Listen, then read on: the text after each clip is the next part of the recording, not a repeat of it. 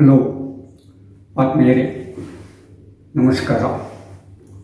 ಮೋಕ್ಷ ಮೀಡಿಯಾಕ್ಕೆ ತಮಗೆ ಸ್ವಾಗತ. ನಾನು ಮೋಕ್ಷ ಹಿರೇಮಠ್.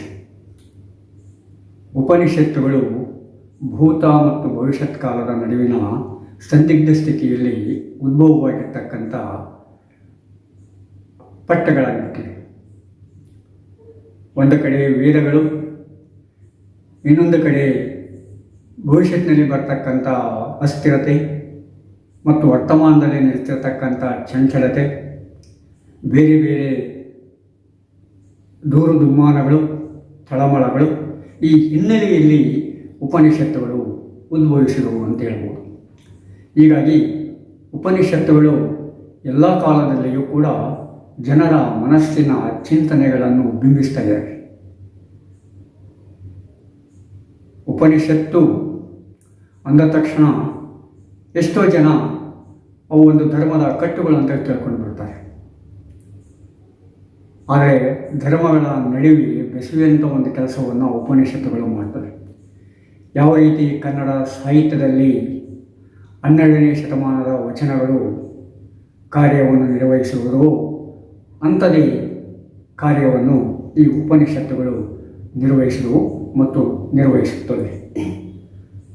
ಕಾಲಮಾನಗಳು ಬೇರೆ ಬೇರೆ ಆಗಿರ್ಬೋದು, ಆದರೆ ಮನುಷ್ಯ ಎದುರಿಸ್ತಕ್ಕಂಥ ತಳಮಳ, ದುಃಖ, ದುಮ್ಮಾನ, ಚಿಂತನೆ, ಶೋಷಣೆ ಮತ್ತು ಹತ್ತಿಕ್ಕುವಿಕೆ ಇತ್ಯಾದಿಗಳನ್ನು ಸಮಾಜದಲ್ಲಿ ಸರಿಪಡಿಸಲು ಒಂದಿಲ್ಲ ಒಂದು ರೀತಿಯಾಗಿ ಈ ಉಪನಿಷತ್ತುಗಳು ತಮ್ಮ ಹೇಳಿಕೆಗಳನ್ನು ಸ್ಪಷ್ಟಪಡಿಸ್ತಾ ಇದ್ದಾವೆ.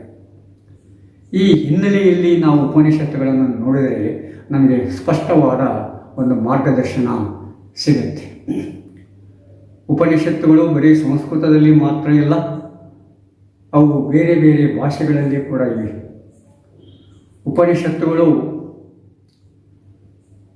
ಸಾಮಾನ್ಯ ಯುಗ ಪೂರ್ವ ಅಂದರೆ ಕ್ರಿಸ್ತಪೂರ್ವದಿಂದ ಸಾಮಾನ್ಯ ಯುಗ ಕ್ರಿಸ್ತ ಶಕದವರೆಗೂ ಕೂಡ ಬೇರೆ ಬೇರೆ ಕಾಲಮಾನಗಳಲ್ಲಿ ಅವುಗಳನ್ನು ಬರೆದಿಟ್ಟಿದ್ದಾರೆ, ಅವುಗಳನ್ನು ದಾಖಲಿಸಿದ್ದಾರೆ. ಹಿಂದಿನ ದಿನಮಾನಗಳಲ್ಲಿ ದಾಖಲಿಸಲಿಕ್ಕೆ ಮಾತು ಮಾತ್ರ ಸಾಧ್ಯವಾಯಿತು. ಅಂದರೆ ಬಾಯಿಂದ ಬಾಯಿಗೆ ಹರಡಿ ಆ ಉಪನಿಷತ್ತುಗಳನ್ನು ಪ್ರಸಾರ ಮಾಡ್ತಕ್ಕಂಥ ಒಂದು ಸ್ಥಿತಿ ಇತ್ತು. ಆದರೆ ನಂತರದ ದಿನಗಳಲ್ಲಿ ಯಾವಾಗ ಲಿಪಿ ಬೆಳವಣಿಗೆ ಆಯಿತೋ ಬೇರೆ ಬೇರೆ ಭಾಷೆಗಳಲ್ಲಿ, ಆ ಲಿಪಿ ಬೆಳವಣಿಗೆ ಆದಾಗ ಆ ಲಿಪಿಯನ್ನು ಅನುಸರಿಸಿಕೊಂಡು ಬಾಯಿಂದ ಬಾಯಿಗೆ ಪ್ರಸಾರವಾಗುತ್ತಿದ್ದಂಥ ಸಾಹಿತ್ಯವನ್ನು, ಸಂಗೀತವನ್ನು, ದಾಖಲೆಗಳನ್ನು ದಾಖಲಿಸಲಿಕ್ಕೆ ಪ್ರಾರಂಭ ಮಾಡಿದರು. ಹಾಗೆ ನೋಡಿದರೆ ಲಿಪಿ ಒಂದು ಮಟ್ಟದ ಪ್ರಮಾಣದಲ್ಲಿ ಪರಿಷ್ಕೃತವಾಗಿದ್ದು 6-7ನೇ ಶತಮಾನದಲ್ಲಿ ಅಂತ ಹೇಳ್ಬೋದು. ನಂತರದಲ್ಲಿ ಬೇರೆ ಬೇರೆ ಬೆಳವಣಿಗೆಗಳಾಗ್ತಾ ಇದ್ದಾವೆ. ಆ ಬೆಳವಣಿಗೆಯ ಹಿನ್ನೆಲೆಯಲ್ಲಿ ಆ ಲಿಪಿಯಲ್ಲಿ ಈ ಬೇರೆ ಬೇರೆ ಉಪನಿಷತ್ತುಗಳನ್ನು ದಾಖಲಿಸಲಿಕ್ಕೆ ಪ್ರಾರಂಭ ಮಾಡಿದರು. ಹೀಗೆ ನೋಡಿದಾಗ ನಮಗೆ ಅನೇಕ ಉಪನಿಷತ್ತುಗಳು ಸಿಗ್ತವೆ. ಬರೀ ಉಪನಿಷತ್ತು ಭಾಷೆ ಸಂಸ್ಕೃತಕ್ಕೆ ಮಾತ್ರ ಸೀಮಿತವಾಗಿಲ್ಲ. ಸಂಸ್ಕೃತದಲ್ಲಿ ಪ್ರಮುಖವಾಗಿ ಅವನು ದಾಖಲಿಸಿರ್ಬೋದು, ಆದರೆ ಸಂಸ್ಕೃತದಿಂದ ಬೇರೆ ಭಾಷೆಯಲ್ಲಿ ದಾಖಲಿಸಿರ್ತಕ್ಕಂಥದ್ದನ್ನು ನಾವು ನೋಡ್ತಾ ಇದ್ದೇವೆ. ತೆಲುಗು ಭಾಷೆಯಲ್ಲಿ ಕೂಡ ಸಾಮಾನ್ಯ ವೇದ ಅಂದರೆ ಕ್ರಿಸ್ತ ಶಕ 1700 ದಾಖಲೆಯಾಗಿರ್ತಕ್ಕಂಥದ್ದನ್ನು ನೋಡ್ತಾ ಇದ್ದೇವೆ. 1500 ಸುಮಾರಕ್ಕೆ ಅಥವಾ 1400 ಅಥವಾ 1500 ಸುಮಾರಕ್ಕೆ ಈ ಮೊಘಲರ ರಾಜ್ಯದಲ್ಲಿ ಧಾರಾಶಿಕೋ ಮಾಡಿರ್ತಕ್ಕಂಥ ದಾಖಲೆಗಳು ಕೂಡ ನಮ್ಮಲ್ಲಿವೆ. ಈ ಹಿನ್ನೆಲೆಯಲ್ಲಿ ಉಪನಿಷತ್ತುಗಳು ಯುಗಪೂರ್ವ ಮತ್ತು ಯುಗೋತ್ತರ ಕಾಲಗಳಲ್ಲಿ ಅವು ತಮ್ಮ ಬೆಳವಣಿಗೆಯನ್ನು ಕಂಡುಕೊಂಡಿರುವು. ಈಗಲೂ ಕೂಡ ಬೇರೆ ಬೇರೆ ರೂಪದಲ್ಲಿ ಆ ಉಪನಿಷತ್ತುಗಳ ಮರ್ಮವನ್ನು ವ್ಯಕ್ತಪಡಿಸ್ತಾ ಇದ್ದಾರೆ. ಅದಕ್ಕೆ ನಮ್ಮ ಕನ್ನಡ ಸಾಹಿತ್ಯದಲ್ಲಿರ್ತಕ್ಕಂಥ ವಚನಗಳು ಮತ್ತು ಕನ್ನಡ ಸಾಹಿತ್ಯದಲ್ಲಿರ್ತಕ್ಕಂಥ ಇತರೆ ಪ್ರಕಾರಗಳು ಪ್ರಮುಖವಾಗುತ್ತವೆ. ಕನ್ನಡ ಗೊತ್ತಿದ್ದವರಿಗೆ, ಕನ್ನಡ ಭಾಷೆಯ ಪೂರ್ಣ ತಿಳಿದವರಿಗೆ, ಕನ್ನಡ ಭಾಷೆಯ ಸತ್ವ ತಿಳಿದವರಿಗೆ. ಈ ಹಿನ್ನೆಲೆಯಲ್ಲಿ ನೋಡಿದಾಗ ತೆಲುಗು ಭಾಷೆಯಲ್ಲಿ ಯುಗೋತ್ತರದಲ್ಲಿ ಬಂದಿರತಕ್ಕಂಥ ಮುಕ್ತಿಕ ಉಪನಿಷತ್ತನ್ನು ತೆಲುಗು ಭಾಷೆಯಲ್ಲಿ ರಚನೆ ಮಾಡ್ತಾರೆ. ಅಂದರೆ ನಾನು ಸ್ಪಷ್ಟಪಡಿಸಬೇಕಾಗಿದ್ದು, ಈ ಉಪನಿಷತ್ತುಗಳೇ ಬರೀ ಸಂಸ್ಕೃತಕ್ಕೆ ಮಾತ್ರ ಸೀಮಿತವಾಗಿರಲಿಲ್ಲ, ಬೇರೆ ಭಾಷೆಗಳಲ್ಲಿ ಕೂಡ ಅವು ಬಂದಿದ್ದಾವೆ ಅಂತ ಹೇಳಲಿಕ್ಕೆ ಹೇಳ್ತಾ ಇದ್ದೀನಿ. ನಂತರದಲ್ಲಿ ಅವುಗಳನ್ನು ಬೇರೆ ಬೇರೆ ಭಾಷೆಗಳಿಗೆ ಕೂಡ ಭಾಷಾಂತರ ಮಾಡಿದರು. ವಿಶೇಷವಾಗಿ ಪರ್ಷನ್ನಿಂದ ಗ್ರೀಕ್, ಲ್ಯಾಟಿನ್, ಜರ್ಮನಿ, ಇಂಗ್ಲೀಷ್ ಇತ್ಯಾದಿ ಭಾಷೆಗಳಿಗೆ ಅವು ಭಾಷಾಂತರಗೊಂಡವು. ಅದೇ ರೀತಿ ಬೇರೆ ಭಾಷೆಗಳಲ್ಲಿ ಕೂಡ ಇಂದಿನ ದಿನಮಾನಗಳಲ್ಲಿ ಸಾಕಷ್ಟು ಭಾಷೆಗಳಲ್ಲಿ ಅವು ಭಾಷಾಂತರಗೊಂಡಿವೆ. ಈ ಉಪನಿಷತ್ತುಗಳು ಒಂದು ಥರ ಉದಾರ ಮನೋಭಾವನೆಯನ್ನು ವ್ಯಕ್ತಪಡಿಸ್ತಕ್ಕಂಥ ಪಠ್ಯಗಳಾಗಿವೆ. ಆ ಹಿನ್ನೆಲೆಯಲ್ಲಿ ನಾನಿವತ್ತು ನಿಮಗೆ ಪರಿಚಯ ಮಾಡಲಿಕ್ಕೆ ಹೊರಟಿರೋದು ವಜ್ರ ಸೂಚಿಕಾ ಉಪನಿಷತ್ತು ಅಂತೇಳಿ. ವಜ್ರ ಅಂದರೆ ಅದು ಒಂಥರ ಆಭರಣ ಮಾಡಲಿಕ್ಕೆ ಉಪಯೋಗಿಸ್ತಕ್ಕಂಥ ಒಂದು ಲೋಹ, ಒಂದು ಕಾರ್ಬನ್ ಮತ್ತು ಕಲ್ಲಿಂದ ಕೂಡಿರ್ತಕ್ಕಂಥ ಒಂದು ಲೋಹ. ಅದು ಭಾಳ ಗಡುಸಾಗಿರ್ತದೆ, ಕಠಿಣವಾಗಿರ್ತದೆ. ಈ ಕಾರ್ಬನ್ನನ್ನು, ಈ ವಜ್ರವನ್ನು ಗಾಜುಗಳನ್ನು ಕತ್ತರಿಸಲಿಕ್ಕೆ ಉಪಯೋಗ ಮಾಡ್ತಾರೆ. ಅಷ್ಟೇ ಅಲ್ಲ, ಈ ವಜ್ರಕ್ಕೆ ಭಾಳ ಬೆಲೆ ಇರ್ತವೆ, ಅವು ಅಷ್ಟೇ ಕಠಿಣವಾಗಿರ್ತವೆ, ಕಾಠಿಣ್ಯತೆಯನ್ನು ಪಡೆಯುತ್ತವೆ. ಆದ ಕಾರಣ ಅವುಗಳಿಗೆ ಹಠಮಾರಿಗಳು ಅಂತ ಹೇಳ್ತಾರೆ. ವಜ್ರ ಸೂಚಿಕ ಅಂದರೆ ವಜ್ರ ಅಂದರೆ ಡೈಮ, ಹರಳುಗಳು ಅಂತಾಯಿತು, ವಜ್ರದ ಹರಳುಗಳು ಅಂತಾಯಿತು.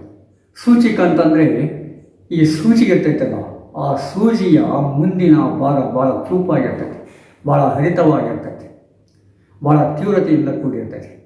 ಅಂಥ ಒಂದು ಮನೆಯನ್ನು ಈ ವಜ್ರಗಳು ಒಳಗೊಂಡಿರ್ತವೆ. ಅಂದರೆ ಯಾರಾದರೂ ತಮ್ಮ ಮೇಲೆ ಬಿದ್ದಾಗ ಆ ಸೂಜಿಯಿಂದ ಚುತ್ತಕ್ಕಂಥ ಒಂದು ಭಾವನೆಯನ್ನು ವ್ಯಕ್ತಪಡಿಸ್ತಾ ಇದ್ದಾವೆ ಈ ವಜ್ರ ಸೂಚಕ ಉಪನಿಷತ್ತು. ಇದನ್ನು ಸಾಮಾನ್ಯವಾಗಿ ಭಾರತದಲ್ಲಿ ಮೊದಲನೇ ದಿನಮಾನಗಳಲ್ಲಿ ಕಾಣ್ತಾ ಇದ್ದೇವೆ. ನಂತರದಲ್ಲಿ ಅನೇಕ ಬದಲಾವಣೆಗಳಾಗಿದ್ದಾವೆ. ಗಂಗಾ ನದಿಯಲ್ಲಿ ಸಾಕಷ್ಟು ನೀರು ಹರಿದು ಹೋಗಿದೆ. ಎಷ್ಟೋ ಉದಾರ ಭಾವನೆ ಕೂಡ ಬಂದಿದೆ. ಆ ಉದಾರ ಭಾವನೆಯಿಂದ ಒಳ್ಳೆಯದು ಆಗಿರ್ಬೋದು, ಕೆಟ್ಟದ್ದು ಆಗಿರ್ಬೋದು. ಕೆಟ್ಟದಕ್ಕಿಂತ ಒಳ್ಳೆಯದನ್ನು ನಾವು ಸ್ವೀಕಾರ ಮಾಡಬಾರ್ದು. ಯಾಕಂದರೆ ಈ ಅಭಿವೃದ್ಧಿಯ ಹೆಸರಿನಲ್ಲಿ ಏನೇನೋ ಕಂಟಕಗಳು, ಏನೇನೋ ಅನಾಹುತಗಳು ನಡೀತಾ ಇದ್ದಾವೆ. ಅದು ಸಾಮಾನ್ಯವಾಗಿ ಒಂದು ಸಂದಿಗ್ಧ ಪರಿಸ್ಥಿತಿಯಲ್ಲಿ ಇರುವಾಗ ಪ್ರತಿಯೊಂದು ದೇಶದಲ್ಲಿ ನಡೀತಕ್ಕಂಥ ಘಟನೆಗಳು. ಅದಕ್ಕೆ ಭಾರತ ಕೂಡ ಹೊರತಾಗಿಲ್ಲ, ಭಾರತದ ಯುವ ಜನಾಂಗ, ಭಾರತದ ಸಮಾಜ ಕೂಡ ಹೊರತಾಗಿಲ್ಲ. ಈ ವಜ್ರ ಸೂಚಿಕ ಉಪನಿಷತ್ತು ವರ್ಣಗಳ ಬಗ್ಗೆ ಹೇಳ್ತಾ ಇದೆ. ಅದು ವರ್ಣವನ್ನು ವರ್ಣ, ವರ್ಗ, ಜಾತಿ ಅಂತೇಳಿ ಕೆಲವು ಕಡೆ ವಿಶ್ಲೇಷಣೆ ಮಾಡ್ತಾರೆ. ವರ್ಗ ಅಂದರೆ ಅಲ್ಲಿ ಬೇರೆ ಅರ್ಥ ಬರ್ಬೋದು, ಜಾತಿ ಅಂದರೆ ಬೇರೆ ಅರ್ಥ ಬರ್ಬೋದು, ವರ್ಣ ಅಂದರೆ ಬೇರೆ ಅರ್ಥ ಬರ್ಬೋದು. ಹಿಂದಿನ ಕಾಲದಲ್ಲಿ ಈ ಶ್ರಮ ವಿಭಜನೆಯನ್ನು ವರ್ಗ ಅಂತ ಹೇಳ್ತಾ ಇದ್ದರು. ಆದರೆ ಮಾರ್ಕ್ಸ್ವಾದಿ ಪರಿಕಲ್ಪನೆಯಲ್ಲಿ ವರ್ಗ ಅಂದರೆ ಬೇರೆ ಅರ್ಥವೇ ಕೊಡ್ತಾ ಇದೆ. ವರ್ಣ, ಬಣ್ಣ, ವರ್ಣಕ್ಕೆ ಬಣ್ಣ ಅಂತ ಹೇಳ್ತಿದ್ರು. ಅಂದರೆ ಬಣ್ಣದ ವ್ಯತ್ಯಾಸಗಳನ್ನು ಜನರನ್ನು ಗುರುತಿಸ್ತಕ್ಕಂಥದ್ದು. ಆದರೆ ಭಾರತದಲ್ಲಿ ಎಲ್ಲರ ಬಣ್ಣ ಹೆಚ್ಚು ಕಡಿಮೆ ಒಂದೇ ಇರ್ತದೆ. ಕೆಲವರು ಮಾತ್ರ ಅನಿವಾರ್ಯ ಕಾರಣದಿಂದ ಅಥವಾ ಈ ಪ್ರಕೃತಿಯಲ್ಲಿನ ಬದಲಾವಣೆಗಳಿಂದ ಹೆಚ್ಚಾಗಿ ಕಪ್ಪು ಆಗಲಿಕ್ಕೆ ಸಾಧ್ಯತೆ ಇದೆ, ಅಥವಾ ಬೇರೆ ದೇಶದಿಂದ ಇಲ್ಲಿ ನೆಲೆಸಿದ್ದು ಕಪ್ಪು ಆಗಿರಲಿಕ್ಕೆ ಸಾಧ್ಯತೆ ಇದೆ. ಅದನ್ನು ವರ್ಣಗಳು ಅಂತ ಹೇಳ್ತಾರೆ. ಆ ವರ್ಣಗಳು ವಿಭಜಿತಗೊಂಡು ಮತ್ತೆ ಜಾತಿಗಳಾದವು, ಉಪಜಾತಿಗಳಾದವು ಅಂತ ಹೇಳ್ತಾರೆ. ಹಿಂದಿನ ದಿನಮಾನಗಳಲ್ಲಿ ಇವೆಲ್ಲವುಗಳನ್ನು ಕೂಡಿಕೊಂಡು ಒಂದು ಧಾರ್ಮಿಕ ತಲೆಬರಹವನ್ನು ಕೊಟ್ಟುಬಿಟ್ಟಿದ್ದಾರೆ. ಆದರೆ ಈ ಎಲ್ಲವುಗಳನ್ನು ವೇದಕಾಲದ ಗ್ರಂಥಗಳು, ನಂತರದ ಗ್ರಂಥಗಳು ಮತ್ತು ಭಾರತದಲ್ಲಿ ನಡೆಯತಕ್ಕಂಥ ಧರ್ಮದ ಉದ್ಗಾರಗಳು ಅಥವಾ ಉದ್ಬೋಧಗಳು, ಅದು ಬೌದ್ಧ ಧರ್ಮವಿರ್ಬೋದು, ಜೈನ ಧರ್ಮವಿರ್ಬೋದು, ಶಾಕ್ತ ಧರ್ಮವಿರ್ಬೋದು, ಶೈವ ವೈಷ್ಣವ ಧರ್ಮವಿರ್ಬೋದು, ವೀರಶೈವ ಧರ್ಮವಿರ್ಬೋದು, ಅವಕ್ಕೆ ಬೇರೆ ಬೇರೆ ರೀತಿಯಾದ ಪರಿಕಲ್ಪನೆಯನ್ನು ಕಂಡುಕೊಂಡು ಈ ಪರಿಕಲ್ಪನೆಯನ್ನು ಕಂಡುಕೊಂಡಾಗ ಏನಾಗುತ್ತೆ, ಆ ಧರ್ಮಗಳಲ್ಲಿ ಕೆಲವು ಶ್ರಮದ ಪ್ರತಿನಿಧಿಗಳಿದ್ದು, ಪ್ರಾತಿನಿಧಿಕ ಶ್ರಮಗಳಿದ್ದು, ಆ ಪ್ರಾತಿನಿಧಿಕ ಶ್ರಮಗಳೇ ಜಾತಿಗಳಾಗಿ ಮಾರ್ಪಟ್ಟು ಆ ಜಾತಿಗಳು ಬರ್ತಾ ಕಠಿಣವಾದವು. ಹಠಮಾರಿತನದ ಜಾತಿಗಳನ್ನೇ ನಂಬಲಿಕ್ಕೆ ಶುರು ಮಾಡಿದ್ರು. ಆದರೆ ಜಾತಿ ಒಂದು ಶ್ರಮದ ವಿಭಜನೆ ಅಂತ ತಿಳ್ಕೊಂಡಾಗ ಏನಾಗುತ್ತೆ, ಅಲ್ಲಿ ನಡೀತಕ್ಕಂಥ ವೈಷಮ್ಯ ಅಥವಾ ಅಲ್ಲಿ ನಡೀತಕ್ಕಂಥ ವೈಪರೀತ್ಯತೆಯನ್ನು ನಾವು ಕಡಿಮೆ ಮಾಡಲಿಕ್ಕೆ ಸಾಧ್ಯತೆ ಇದೆ. ಆದರೆ ಎಷ್ಟೋ ವರ್ಷಗಳವರೆಗೆ, ಶತಮಾನಗಳವರೆಗೆ ನಾವೇನು ತಿಳ್ಕೊಂಡಿವಿ, ಜಾತಿಗಳನ್ನು ಗಟ್ಟಿಗೊಳಿಸಿಬಿಟ್ವಿ. ಬಂದಿರತಕ್ಕಂಥ ಎಷ್ಟೋ ಆಳುವರ್ಗಗಳು ಹಿಂದಿನಿಂದ ಹಿಡ್ಕೊಂಡು ಈ ಜಾತಿಗಳನ್ನು ಗಟ್ಟಿಗೊಳಿಸಲಿಕ್ಕೆ ಉಪಯೋಗ ಮಾಡಿದ್ರು. ಅಷ್ಟೇ ಅಲ್ಲ, ಜಾತಿ ಹೆಸರಿನಲ್ಲಿ ಬೇರೆ ಬೇರೆ ರೀತಿಯ ಬೇಳೆಯನ್ನು ಕೂಡ ಬೇಯಿಸ್ಕೊಂಡಿರೋದನ್ನು ನಾವು ಕಾಣ್ತಾ ಇದ್ದೇವೆ. ಅಂದರೆ ಇಂಥ ಜಾತಿಗಳನ್ನು ಬಿಡಲಾಡಿರ್ತಕ್ಕಂಥ ಅಥವಾ ಈ ಶ್ರಮದ ವಿಭಜನೆಯನ್ನು ಮಾಡ್ತಕ್ಕಂಥ ವ್ಯಕ್ತಿಗಳನ್ನು ನಿಕೃಷ್ಟವಾಗಿ ಕಾಣ್ತಕ್ಕಂಥ ಒಂದು ಸ್ಥಿತಿ ಇತ್ತಲ್ಲ, ಆ ಸ್ಥಿತಿಯನ್ನು ವಜ್ರ ಸೂಚಿಕ ಅಂತ ಹೇಳ್ತಾರೆ. ಅಂದರೆ ಆ ಸ್ಥಿತಿಗೆ ಈ ಉಳಿದ ವರ್ಗಗಳು, ಉಳಿದ ಜಾತಿಗಳು ತಾವು ಶ್ರೇಷ್ಠ ಅಂತ ಏನು ತಿಳ್ಕೊಂಡಿರಲ್ಲ, ಆ ಜಾತಿಗಳು ಸುತ್ತಾ ಇರುವಂತೆ. ಯಾಕಂದರೆ ನಮ್ಮಲ್ಲಿ ಒಂದು ಭಾವನೆ ಇತ್ತು, ಬ್ರಹ್ಮಜ್ಞಾನವನ್ನು ಕೆಲವರೇ ಮಾತ್ರ ಪಡ್ಕೊಳ್ಬಹುದು ಅಂತೆ. ಆದರೆ ವಜ್ರ ಸೂಚಿಕ ಉಪನಿಷತ್ತು ಅದನ್ನು ಒಪ್ಪದಲ್ಲ. ಬ್ರಹ್ಮಜ್ಞಾನವನ್ನು ಯಾವುದೇ ವ್ಯಕ್ತಿಗಳು ಪಡ್ಕೊಳ್ಬೋದು, ಯಾವುದೇ ರೀತಿಯಿಂದ ಪಡ್ಕೊಳ್ಬೋದು. ಜ್ಞಾನವನ್ನು ಪಡ್ಕೊಳ್ಳೋದು ಭಾಳ ಮುಖ್ಯ ಆಗುತ್ತೆ ಹೊರತು ಆ ವ್ಯಕ್ತಿಯ ಹುಟ್ಟು ಅಲ್ಲ, ಆ ವ್ಯಕ್ತಿಯ ಸ್ಥಿತಿ ಅಲ್ಲ ಅಂತಕ್ಕಂಥ ಮಾತನ್ನು ಸಾರಿ ಇರತಕ್ಕಂಥದ್ದು ಈ ವಜ್ರ ಸೂಚಿಕ ಉಪನಿಷತ್ತು. ಆದರೂ ಕೂಡ ಕೆಲವರು ಹಠಮಾರಿತನದಿಂದ ವಜ್ರ ಹೇಗೆ ಈ ಕಟ್ ಮಾಡಲಿಕ್ಕೆ, ಕತ್ತರಿಸಲಿಕ್ಕೆ, ಸೂಜಿ ಮನೆಯಂತೆ ಕತ್ತರಿಸಲಿಕ್ಕೆ, ಚುಚ್ಚಲಿಕ್ಕೆ ಉಪಯೋಗ ಮಾಡಿದ್ರು, ಆ ರೀತಿ ಇವುಗಳನ್ನು ಕೆಲವರು ಉಪಯೋಗ ಮಾಡಲಿಕ್ಕೆ ಇಟ್ಟಿದ್ರು. ಆದರೆ ಇತ್ತೀಚಿನ ದಿನಗಳಲ್ಲಿ ಉದಾರ ಭಾವನೆಯಿಂದ ಅದು ಕಡಿಮೆ ಆಗಿದೆ. ಕಡಿಮೆ ಆದರೂ ಕೂಡ ಅದು ಬೇರೆ ರೂಪದಲ್ಲಿ ಕೂಡ ತನ್ನ ಸ್ಥಿತಿಯನ್ನು ವ್ಯಕ್ತಪಡಿಸ್ತಾ ಇದೆ. ಹೀಗಾಗಿ ಯಾವಾಗಲೂ ಈ ಸಮಾಜ ಎಚ್ಚರಿಕೆಯಿಂದಿರಬೇಕಾಗತ್ತೆ, ಜಾಗ್ರತೆಯಿಂದಿರಬೇಕಾಗತ್ತೆ. ಈ ಎಚ್ಚರಿಕೆ ಇಲ್ಲದಿದ್ದರೆ, ಜಾಗೃತಿ ಇಲ್ಲ ಕಡೆ ಯಾರು ಎಲ್ಲಿ ಯಾವ ರೀತಿ ಮೋಸ ಮಾಡ್ತಾರೆ, ಕೊಳ್ಳೆ ಹೊಡಿತಾರೆ ಅನ್ನೋದು ಗೊತ್ತಾಗೋ ಒಂದು ಸ್ಥಿತಿ ಬಂದ್ಬಿಟ್ಟಿದೆ. ಅದರಲ್ಲಿ ವಿಶೇಷವಾಗಿ ಡಿಜಿಟಲ್ ಯುಗ ಏನು ಬಂದಿದೆಯಲ್ಲ, ಈ ಡಿಜಿಟಲ್ ಯುಗ ಬಂದ ಮೇಲೆ ಏನು ಎಲ್ಲಿ ಏನು ನಡೀತಾ ಇದೆ ಅನ್ನೋದು ಗೊತ್ತಾದರೂ ಕೂಡ, ಅದು ಹೇಗೆ ನಡೀತಾ ಅನ್ನೋದು ಗೊತ್ತಾದರೂ ಕೂಡ ಅದನ್ನು ಒಬ್ಬ ವ್ಯಕ್ತಿ ಹಿಡಿಯಲಿಕ್ಕೆ ಭಾಳ ಕಷ್ಟ ಆಗುತ್ತೆ. ಅಂದರೆ ಪರಿಸ್ಥಿತಿ, ತಾಂತ್ರಿಕತೆ ಬೇರೆ ಬೇರೆ ಆದಂಗಲ್ಲ, ಬೆಳವಣಿಗೆ ಆದಂಗಲ್ಲ, ತಾಂತ್ರಿಕತೆ ಹಿನ್ನೆಲೆಯಲ್ಲಿ ಕೂಡ ಅವುಗಳನ್ನು ಉಪಯೋಗ ಮಾಡ್ತಕ್ಕಂಥ ವ್ಯಕ್ತಿಗಳು ಕೂಡ ಅವುಗಳನ್ನು ಶೋಷಣೆಯ ಸಾಧನಗಳಾಗಿ ಉಪಯೋಗಿಸ್ತಾ ಇದ್ದಾರೆ. ಅವುಗಳನ್ನು ಬೆಳವಣಿಗೆಯ ಸಾಧನಗಳನ್ನು ಉಪಯೋಗ ಮಾಡಿದರೆ ಆ ಮಾತಿಗೆ ಯಾವುದೇ ಒಂದು ದೇಶ ಮುಂದೋಗುತ್ತೆ. ಆ ಬೆಳವಣಿಗೆಯ ಸಾಧನವನ್ನು ಉಪಯೋಗ ಮಾಡ್ತಕ್ಕಂಥ ವ್ಯಕ್ತಿಗಳು ಕೂಡ ನಮ್ಮಲ್ಲಿ ಸಾಕಷ್ಟು ಜನ ಇದ್ದಾರೆ. ಈ ಪರ ವಿರೋಧ ಇದ್ದದ್ದನ್ನೇ. ಯಾವಾಗ ಪರ ಅತಿ ಹೆಚ್ಚಾಗುತ್ತೋ ಆವಾಗೇನಾಗುತ್ತೆ, ಅಭಿವೃದ್ಧಿ ಕುಂಠಿತ ಆಗುತ್ತೆ. ಯಾವಾಗ ವಿರೋಧ ಹೆಚ್ಚಾಗುತ್ತೋ ಆವಾಗ ಒಂದು ಮಟ್ಟಕ್ಕೆ ಅಭಿವೃದ್ಧಿ ಮುಂದೆ ಹೋಗ್ತಾ ಇದೆ. ಈ ಅಭಿವೃದ್ಧಿಯನ್ನು ಮುಂದಕ್ಕೆ ತರ್ತಕ್ಕಂಥ ಕೆಲಸವನ್ನು ಮಾಡಬೇಕೇ ಹೊರತು, ನಾವು ಚಕ್ರವನ್ನು ಮುಂದಕ್ಕೆ ತರ್ತಕ್ಕಂಥ ಕೆಲಸವನ್ನೇ ಮಾಡಬೇಕು ಹೊರತು ಚಕ್ರವನ್ನು ಹಿಂದಕ್ಕೆ ತಳ್ಳಿದರೆ ಅದು ಎಲ್ಲಿ ಹೋಗೋದಿಲ್ಲ, ಅಲ್ಲಿ ನಿಂತಲ್ಲಿ ನಿಲ್ಲುತ್ತೆ. ಒಂದು ಥರ ಮನೆಯಲ್ಲಿ ಈ ಸೈಕ್ಲಿಂಗ್ ಮಾಡ್ತೀವಲ್ಲ, ಎಕ್ಸರ್ಸೈಸ್ ಸಲುವಾಗಿ, ಆ ಸೈಕಲ್ ತುಳಿತಾನೇ ಇರ್ತೀವಿ. ಆಗ ಆ ಸೈಕಲಲ್ಲಿ ಮುಂದೆ ಹೋಗೋದಲ್ಲ, ನಾವು ಇದ್ದಲ್ಲೇ ಇರ್ತೀವಿ. ಏನು ಹೊಟ್ಟೆ ಕಡಿಮೆ ಆಗುತ್ತೆ ಅಂತ ಕೆಲವರು ತಿಳ್ಕೊಂಡಿರ್ತಾರೆ. ಆದರೆ ಅದನ್ನೆಲ್ಲ ಮಾಡಿದ ಮೇಲೆ, ಎಕ್ಸರ್ಸೈಸ್ ಮಾಡಿದ ಮೇಲೆ ಮನೆ ಒಳಗೆ ಹೋಗಿ, ಅಡುಗೆ ಮನೆ ಹೋಗಿ ಸಖತ್ತಾಗಿ ತಿಂದು ಬರ್ತಾರೆ. ಹೀಗಾಗಿ ಹೊಟ್ಟೆ ಕಡಿಮೆ ಆಗೋದಕ್ಕಿಂತ ಹೆಚ್ಚೇ ಆಗಲಿಕ್ಕೆ ಸಾಧ್ಯತೆ ಇದೆ. ಈ ಹೊರಗಿನ ವಾತಾವರಣ ಕೂಡ ಭಾಳ ಮುಖ್ಯ ಮನುಷ್ಯನ ಬೆಳವಣಿಗೆ. ಆದರೆ ಅದನ್ನು ಬಿಟ್ಟು ಏನು ಮಾಡ್ತೀವಿ, ನಾವು ಕೃತಕ ಸಾಧನ ಉಪಯೋಗ ಮಾಡಿಕೊಂಡು ಬೆಳವಣಿಗೆಯನ್ನು ಮಾಡ್ತಾ ಇದ್ದೇವೆ. ಆ ಕೃತಕ ಸಾಧನಗಳೇ ನಿಜವಾದ ಸಾಧನೆಗಳಂತ ತಿಳ್ಕೊಂಡಿದ್ದೇವೆ. ಹಿಂದಿನ ದಿನಗಳಲ್ಲಿ ಅಲ್ಲಿರ್ತಕ್ಕಂಥ ಸಮಾಜ ಈ ಪ್ರಕೃತಿಯ ಜೊತೆಗೆ ಹೊಂದಾಣಿಕೆ ಮಾಡ್ತಾ ಇತ್ತು. ಆದರೆ ಇಂದಿನ ಸಮಾಜ ಏನಾಗುತ್ತೆ, ಪ್ರಕೃತಿಯ ಜೊತೆ ಹೊಂದಾಣಿಕೆ ಮಾಡಲಿಕ್ಕೆ ಅಷ್ಟು ಪ್ರಯತ್ನ ಪಡೋದಲ್ಲ, ಆದರೆ ಪ್ರಕೃತಿಯ ಮೇಲೆ ಪ್ರಭುತ್ವವನ್ನು ಸ್ಥಾಪನೆ ಮಾಡಲಿಕ್ಕೆ ಪ್ರಯತ್ನ ಪಡ್ತಾ ಇದೆ. ಪ್ರಕೃತಿಯ ಮೇಲೆ ಪ್ರಭುತ್ವವನ್ನು ಸ್ಥಾಪನೆ ಮಾಡೋಕ್ಕೆ ಪ್ರಯತ್ನ ಪಟ್ಟಾಗ ಏನಾಗುತ್ತೆ, ಮನುಷ್ಯ ಮತ್ತು ಪ್ರಕೃತಿಯ ನಡುವೆ ವೈರುಧ್ಯ ಉಂಟಾಗಿ ಏನಾಗುತ್ತೆ, ಘರ್ಷಣೆ ಉಂಟಾಗಿ ಪ್ರಕೃತಿ ಒಂದು ರೀತಿಯಾಗಿ ತನ್ನ ಶೇಡನ್ನು ತೀರಿಸ್ಕೊಂಡು ಬಿಡ್ತದೆ, ತನ್ನ ಸಿಟ್ಟನ್ನು ಹೊರಹಾಕ್ತಾ ಇದೆ. ಹಿಂದಿನ ದಿನಗಳಲ್ಲಿ ನಾವು ನೋಡ್ಬೋದು, ಸಾಕಷ್ಟು ಭೂಮಿ ಕುಸಿತ, ಗುಡ್ಡ ಕುಸಿತ, ಬೆಟ್ಟ ಕುಸಿತ, ಕೆಲವು ಊರುಗಳು ನಾಶವಾಯಿತು, ಸುಂದರವಾದ ಹಳ್ಳಿಗಳೇ ನಾಶವಾಯಿತು. ಅಲ್ಲಿ ಈ ಪ್ರಕೃತಿಯ ಸೆಡವು, ಸಿಟ್ಟು, ಅನಾಹುತ ಎಲ್ಲವನ್ನು ಕಂಡುಕೊಳ್ಳೋಕ್ಕೆ ಸಾಧ್ಯತೆ ಇದೆ. ಆದರೆ ಅದನ್ನು ಪ್ರಕೃತಿಯ ಸಹಜತೆಯನ್ನು ಮೊದಲೇ ತಿಳ್ಕೊಂಡು ಅಲ್ಲಿ ಬಿಟ್ಟು ಬೇರೆ ಬೇರೆ ಕೆಲಸ ಮಾಡಿದರೆ ನಾವು ಇವತ್ತು ಅಲ್ಲಿರ್ತಕ್ಕಂಥ ಜನರ ಸಾವು ನೋವುಗಳನ್ನು ನೋಡಲಿಕ್ಕೆ ಸಾಧ್ಯತೆ ಇದ್ದಿಲ್ಲ, ನೋಡಲಿಕ್ಕೆ ಸಾಧ್ಯತೆ ಇದ್ದಿಲ್ಲ. ಯಾಕಂದರೆ ಜನರ ಸಾವು ನೋವುಗಳ ಬಗ್ಗೆ ಮಾತಾಡೋದು ಭಾಳ ಸುಲಭವಾಗತ್ತೆ, ಆದರೆ ಆ ಸಾವು ನೋವುಗಳು ಬಂದಾಗ ಅವರು ಅನುಭವಿಸ್ತಕ್ಕಂಥ ಸಂಕಟ ಯಾರಿಗೂ ತಡ್ಕೊಳ್ಳಿಕ್ಕಾಗಲ್ಲ. ಬಡತನದ ಬಗ್ಗೆ ಮಾತಾಡ್ಬೋದು, ಆದರೆ ಬಡತನ ಅನುಭವಿಸೋದೇನಿದಲ್ಲ ಅದು ಭಾಳ ಅನಾಹುತಕಾರಿ ಅಂತ ಹೇಳ್ತಾರೆ. ಹೀಗೆ ಈ ವಜ್ರಸೂಚಿ ಉಪನಿಷತ್ತು, ವಜ್ರಸೂಚಿಕ ಉಪನಿಷತ್ತು ಅಂತ ಹೇಳ್ತಾರೆ, ವಜ್ರಸೂಚಿ ಉಪನಿಷತ್ತು ಅಂತ ಹೇಳ್ತಾರೆ, ವಜ್ರಸೂಚಿಕ ಅಂತ ಹೇಳ್ತಾರೆ. ಇನ್ನಿತರ ಶಬ್ದಗಳಲ್ಲಿ ಈ ವಜ್ರಸೂಚಿಕ ಉಪನಿಷತ್ತನ್ನು ಸಂಬೋಧಿಸ್ತಾರೆ. ಹೀಗೆ ಈ ವಜ್ರಸೂಚಿಕ ಉಪನಿಷತ್ತಿನ ಇತಿಹಾಸವನ್ನು ನೋಡಬೇಕಾದ್ರೆ ಈ ಯುಗೋತ್ತರದ ಅಂದರೆ ಕ್ರಿಸ್ತ ಶಕ ಅಂದರೆ ಕೆಲವು ಅರ್ಥ ಆಗುತ್ತೆ, ಯುಗೋತ್ತರ ಅರ್ಥ ಆಗೋದಲ್ಲ. ಯಾಕಂದರೆ ಇತ್ತೀಚೆಗೆ ಬೇರೆ ಬೇರೆ ಶಬ್ದಗಳನ್ನು ಉಪಯೋಗ ಮಾಡ್ತಾ ಇದ್ದೇವೆ. ಆ ಬ್ರಿಟಿಷರು ಬಿಟ್ಟೋಗಿರ್ತಕ್ಕಂಥ ಕ್ರಿಸ್ತಪೂರ್ವ, ಕ್ರಿಸ್ತ ಶಕ ಇನ್ನೂ ನಮ್ಮಲ್ಲಿ ಉಳಿದ್ಬಿಟ್ಟಿದೆ. ಯಾಕಂದರೆ ನಾವು ಅವ್ರಿಗಿಂತ ಎಷ್ಟೋ ಮುಂದುವರೆದರೂ ಕೂಡ ನಮಗೆ ಇನ್ನೂ ಬ್ರಿಟಿಷರೇ ಮಾಡಲು, ಮಮ್ಮಿ ಡ್ಯಾಡಿನೇ ಮಾಡಲು. ಅದನ್ನು ಶಿಕ್ಷಣಕ್ಕೆ ಉಪಯೋಗ ಮಾಡೋದು ಬೇರೆ ಆಗುತ್ತೆ, ಆದರೆ ಅದನ್ನು ಕಲ್ಚರವನ್ನು ಸಂಸ್ಕೃತಿಯಾಗಿ ನಾವು ಉಪಯೋಗ ಮಾಡೋದು ಬೇರೆ ಆಗುತ್ತೆ. ಒಬ್ಬ ಮನುಷ್ಯ ಕನಿಷ್ಠ 2 ಭಾಷೆ ಉಪಯೋಗ ಮಾಡೋಕೆ ಅದು ಬೇರೆ. ಆದರೆ ಆ ಸಂಸ್ಕೃತಿಯನ್ನು, ನಮ್ಮದಲ್ಲದ ಸಂಸ್ಕೃತಿಯನ್ನು ನಮ್ಮದನ್ನಾಗಿ ಮಾಡಲಿಕ್ಕೆ ಪ್ರಯತ್ನ ಪಟ್ಟವಲ್ಲ, ಅದು ಭಾಳ ಅಪಾಯಕರ.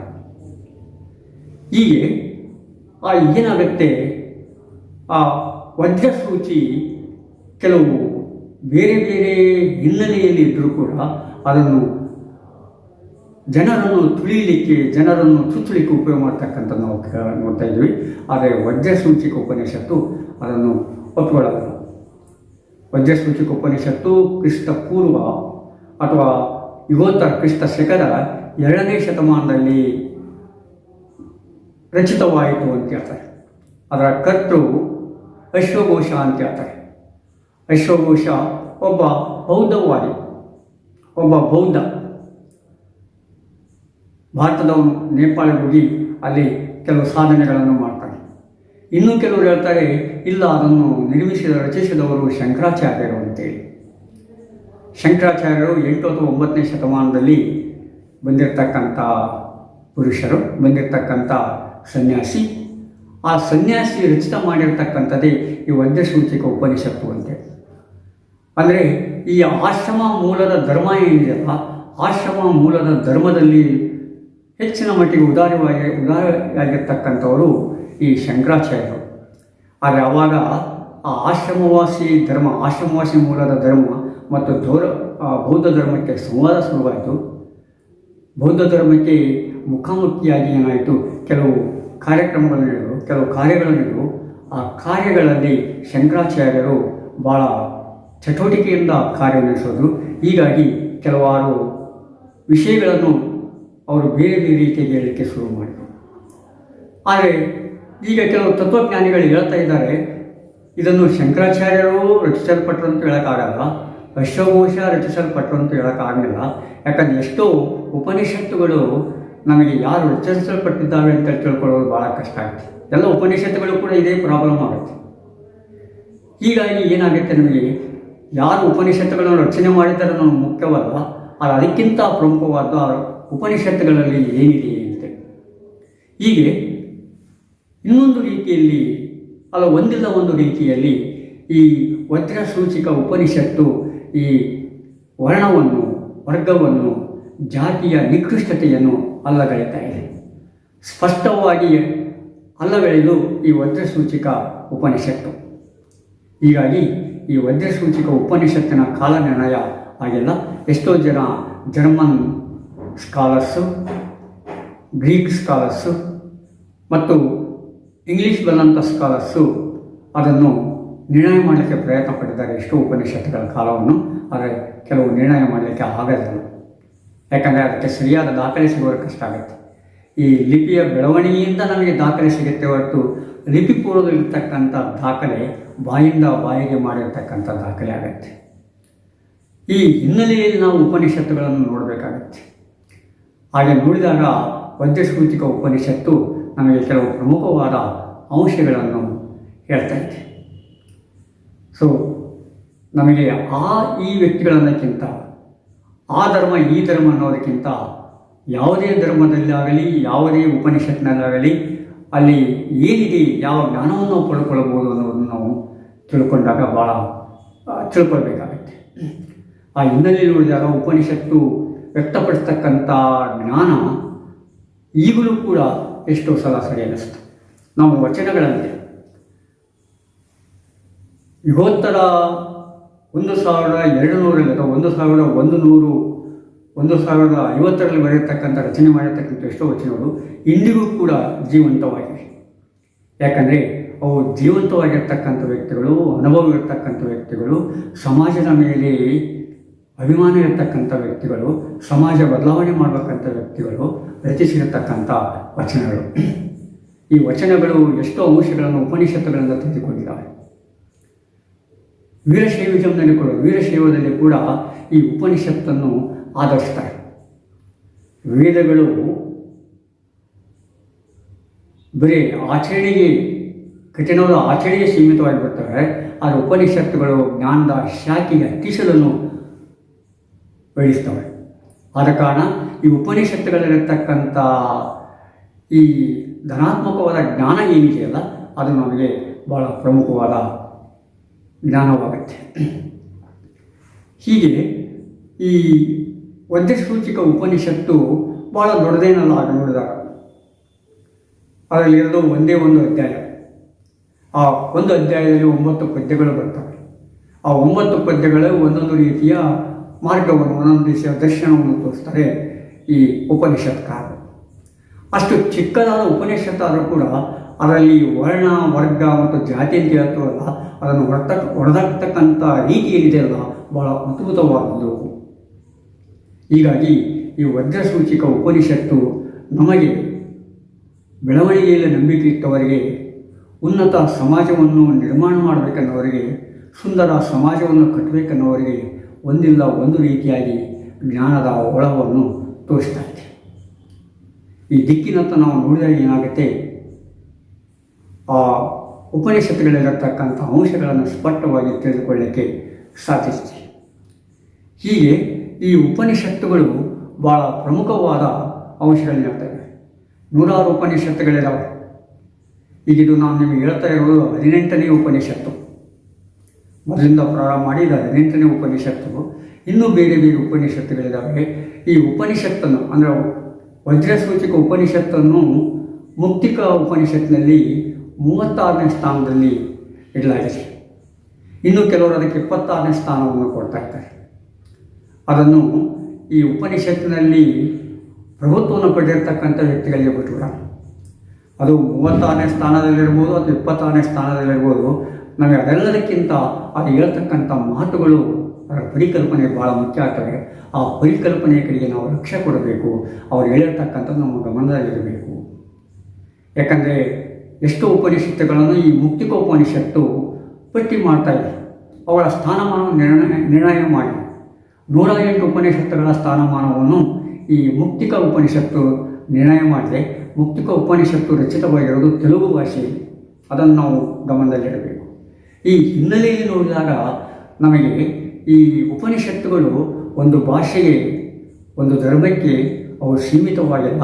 ಅವು ಮನುಷ್ಯನ ಬೆಳವಣಿಗೆಗೆ, ಉನ್ನತಿಗೆ, ಸಮಾಜದ ಉಚ್ಚತರಕ್ಕೆ ಸೀಮಿತವಾಗಿರ್ತಕ್ಕಂಥ ಜ್ಞಾನ ಅಂತೇಳಿ ನಾವು ಸ್ಪಷ್ಟವಾಗಿ ವಿಶ್ಲೇಷಣೆ ಮಾಡಲಿಕ್ಕೆ ಸಾಧ್ಯತೆ.